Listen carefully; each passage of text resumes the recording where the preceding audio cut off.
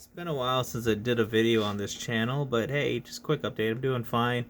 Um, I just want to tell you how I did this lava base again. So all you do is just grab some of this craft paint, some yellow, some red, and orange. It could be whatever. Apple barrel is really good on models too, by the way, if you want to try them. I definitely recommend as a cheap alternative. Okay, but anyway, get back to it. You literally just drop them on a plate. You just whirl them around. You could use a toothpick, you could use an old brush, or you could use a paintbrush. Just wash it out real quick, okay?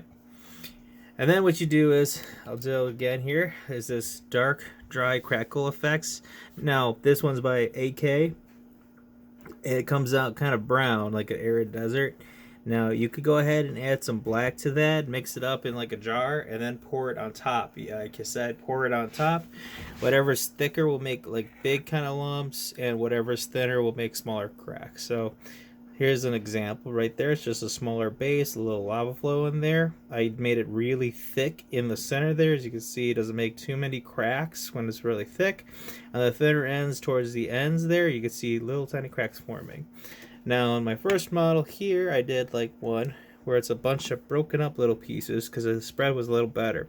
I had the really thinnest on the edges, and you can see the really fine cracks there. And then I had a couple right there towards the tops as well around the edges there. But this one had a better patterning to it. You can see like a fine crack all the way through. You can see more of the yellow, more of the red.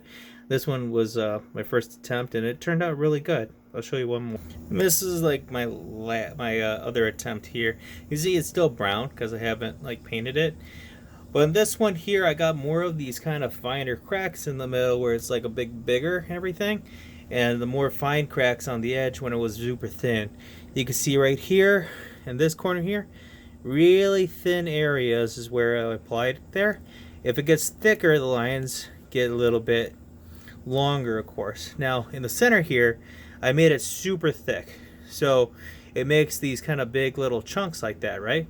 But what I did was I took either the back of my paintbrush, and it's kind of like this, and made like little lines just kind of randomly through it and just left it there, okay? So you could do that portion while it's kind of drying and taking a little bit, or you could go ahead and just go on it right through, and it will make these nice little bubble areas. It'll make kind of like a nice little trail, and it turns out really good too. The yellow really pops out, the orange and somewhat of the red. But again, you know, if you want really finer cracks, make it really thin. Apply the AK stuff really thin. If you want kind of thicker like lumps like this, then apply it a lot thicker coat. Okay. Now these right here, all three of my attempts close together so you can see them. First attempt. This would be my third attempt. Second attempt is the little guy right there. Okay. And this one here, I added a little bit of stonework there. I added a little bit of charcoal color to the stones. And of course, I added dry brushed it in black. This one here, I dry brushed the entire thing in black, just kind of lightly going hard at it. None of it comes off. It's really hard to get off what's on there. See, I'm kind of like scratching at it. Yeah, it's like super hard to get off. So essentially what's it's on, okay? You could kind of remove small chunks like that and like corners where it's like kind of thin, but otherwise you're not going to get that sucker off. Same thing here. Like, you get under it, but it's not peeling off. It's some good stuff. It's rock hard, okay? Now, this was kind of like a little helpful hint if you guys kind of wanted to do quick lava bases. Highly recommend the Crackle Effects by AK. You get a lot for that, and I still have like a whole bottle pretty much when I use these three, and I literally just glob it on and spread it, and still kind of working on consistency, but I love this effect. It's really easy, really fast to do lava with the Crackle Effects. I wish they made a black one.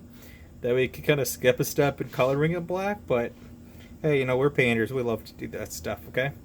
Now, this will take a long time to dry, but again, the color effects and the randomness of it look fantastic underneath the crackle.